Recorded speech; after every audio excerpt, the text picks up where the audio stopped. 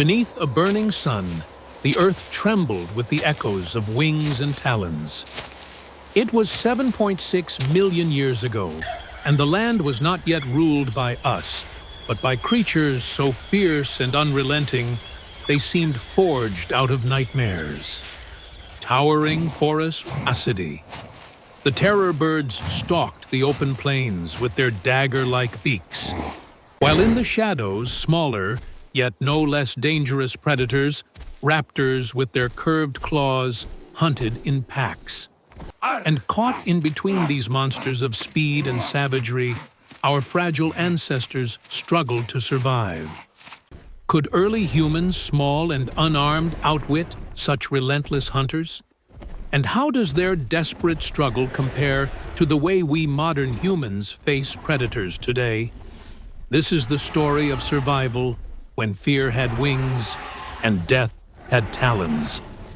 The plains stretched endlessly, a mosaic of tall grasses swaying like waves in the hot wind. In the distance, herds of primitive herbivores, three-toed horses and early antelope moved cautiously, their ears twitching at every sound.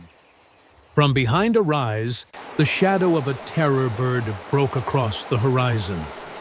Over 2 meters tall, its head crowned with a hooked beak longer than a man's forearm, it strode with confidence, each step an announcement of dominance. Its eyes, unblinking and yellow, scanned the grassland with merciless patience. For these birds, our ancestors were nothing more than vulnerable prey. A small group of early hominins, still closer to ape than to modern human, crept low through the grass. Their bodies were lean, their movements deliberate as they sought the safety of a distant patch of woodland. Their survival did not rely on strength or weaponry, but on awareness, silence, and the instinct to move as one. Every rustle of the grass beneath them was measured, every breath restrained. In this world, one mistake meant annihilation. But terror birds were not the only hunters that ruled this age. Raptors, faster, smaller, and terrifying in their pack strategy, waited for opportunities the birds missed. Unlike the towering bird that hunted with the confidence of a giant, the raptors used agility, cunning, and numbers. They darted between the grasses low to the earth, eyes fixed on the weakest members of any group.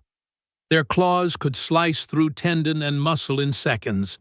To live on these plains meant being caught in a vice, the crushing force of the terror bird above and the tearing precision of the raptor below. As the hominins reached the edge of the woodland, a sudden hush fell. Birds stopped calling. The wind itself seemed to pause. Instinct screamed through their spines. From the grass, a raptor burst forward, its claws glinting like sickles in the sunlight. The hominins erupted into motion, arms, flailing feet, pounding, pushing toward the trees. One stumbled, but the group surged around him, their collective cries piercing the silence, a strategy of noise and numbers meant to confuse and intimidate. For a heartbeat, the raptor hesitated, its predator's mind calculating the risk of an entire group united in chaotic defiance. That hesitation was survival's narrow gift. The group vanished into the trees, shadows swallowing their trembling forms. From the rise, the terror bird watched. Its head tilted, calculating, then lowered again to the plains, seeking prey less troublesome. For the hominins, survival had been earned not by force, but by the primal power of unity timing and the raw courage to fight fear with noise. And so we ask, when the monsters of the ancient plains loomed, how did our ancestors' instincts measure against the predators we face today? Do we still carry within us the same survival code that once defied the terror birds and the raptors? Or has the modern world stripped away the primal wisdom that saved us? The forest closed around them, a sanctuary of tangled roots, twisting vines, and dappled shadows. Yet here, too, survival demanded vigilance. The terror birds could not easily follow into the dense thickets, but raptors were different. Their smaller size and nimbleness made them just as lethal among the trees. The hominins moved deeper every step, a balance between caution and urgency. They knew instinctively that the safety of the woods was only temporary. Predators could appear from above, from behind, from beneath the underbrush. Their senses stretched thin, every sound amplified, every shadow a threat. A rustle above the heavy wings of a massive bird of prey, its silhouette blotting the sun as it soared.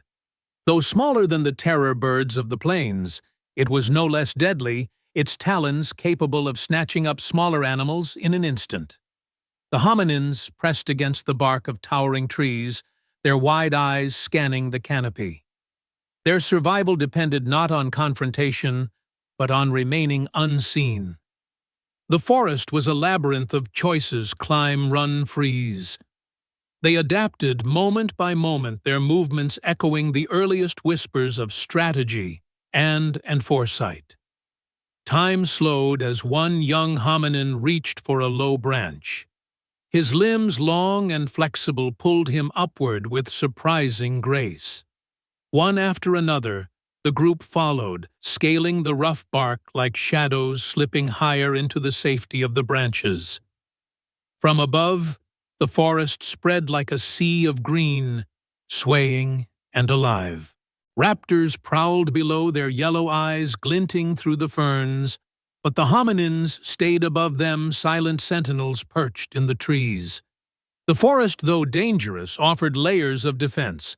For those who could climb it, offered a temporary escape. And in these moments, the ancestors of humankind revealed their most critical survival skill: adaptability. Below, a raptor snarled, its curved claws raking at the tree's base. The group clung tighter, their bodies trembling, but their minds beginning to understand a truth. Survival meant not only reacting, but anticipating. One hominin grasped a loose branch, heavy and jagged, and let it drop. It crashed to the ground beside the raptor, startling it back into the underbrush. For the first time, action transcended instinct. It was the faint glimmer of deliberate defense. The sun dipped, lower shadows lengthening. The forest hummed with the buzzing of insects, the distant cries of beasts, and the nervous rustling of the hominins above. They huddled close, their eyes scanning in all directions, learning that vigilance was as essential as shelter. Around them, the forest was alive with threats, but also with opportunities. Fruits hung, ripe roots pushed through the soil, and water trickled from hidden streams. Within this dangerous sanctuary, our ancestors began to balance fear with resourcefulness, discovering that survival was not only about avoiding predators, but also about mastering the land itself. It was here, in the fragile interplay of predator and prey, that the foundation of human survival was etched into memory. The terror birds had power, the raptors had speed.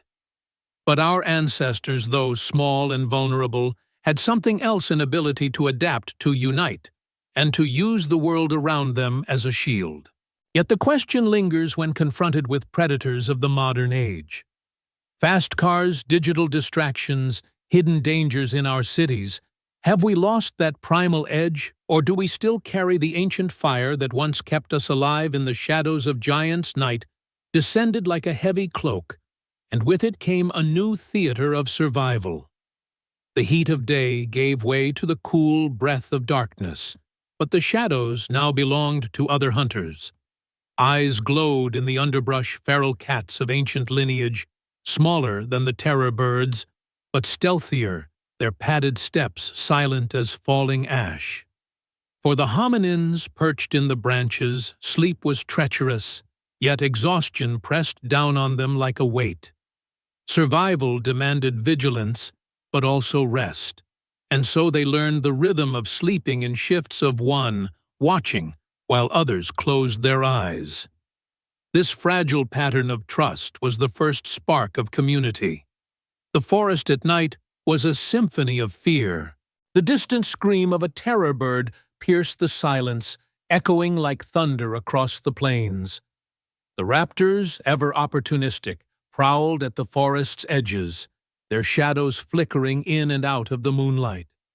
From above, owls of immense size swept silently between the trees, predatory wings slicing through the night. Each sound demanded judgment to remain still, to descend, or to climb higher. Every choice was a wager of life and death. High in the branches, the hominins clung together, their bodies pressed shoulder to shoulder. Their breath steamed faintly in the cooling air. Below them, predators circled their senses, alert to weakness. The group had no weapons but found security in their numbers. Unity was their shield, the echo of a strategy that would echo down millions of years into the future. They learned that survival was not about being the strongest individual, but about being the strongest collective. As dawn crept across the horizon, painting the forest in pale gold, the predators withdrew. For a moment, the world exhaled. The hominins descended cautiously, their bare feet pressing into damp earth. Hunger gnawed at their bellies, more dangerous now than claws or beaks. They foraged, turning over rocks for insects, pulling at roots, and plucking fruits from low branches. Yet even in the search for food, vigilance was constant.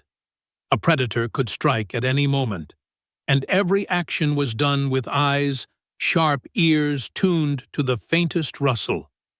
Then came the test of fire without flame confrontation. A raptor separated from its pack darted into the clearing where they searched. Its claws gleamed as it hissed, circling low, daring them to falter. For an instant, fear froze the group. But then a reaction, loud cries, stamping feet branches raised high. The hominins, small and fragile, became something larger through noise and movement. They surged forward, as one not to kill but to drive the predator back. The raptor hesitated, calculating risk against reward, and then it vanished into the shadows. Victory had no blood, no conquest, only the proof that unity could outweigh fear. And so we are left with the enduring question in our modern world, where predators have changed their shapes into machines, viruses, and unseen dangers. Do we still possess the primal courage to unite and resist? Or has our ancient survival code grown faint, buried beneath the noise of comfort and civilization?